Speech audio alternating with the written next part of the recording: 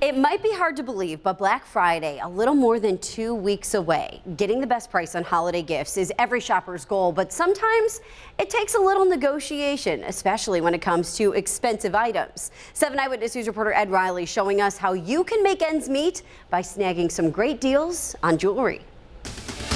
They've got to take the time to really look and not just quickly buy a piece of jewelry because it's inexpensive.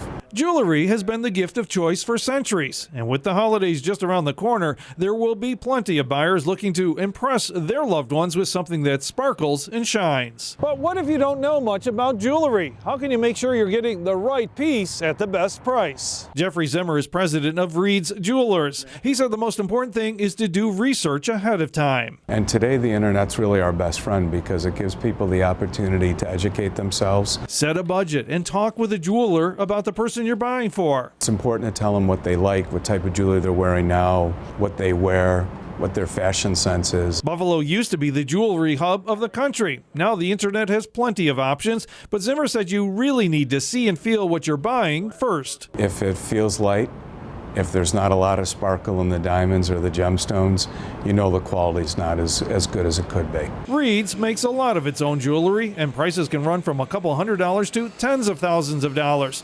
No matter what you spend, making sure it lasts is critical. That ring could be your great-great-grandchild's ring. The holidays are a big time for engagements. White diamonds are the most expensive, but don't be afraid to look at ones that have a little shade of color. Just a little bit of shade of color, which brings down the price a little, but still looks beautiful to the naked eye. For those with smaller budgets, there are cheaper but equally attractive options. Cubic zirconiums are fine, lab-grown diamonds are fine.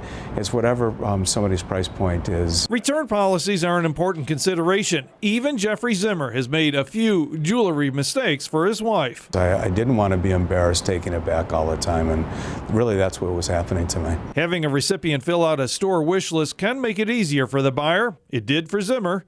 I just come in the store and pick it out and pay for it and go.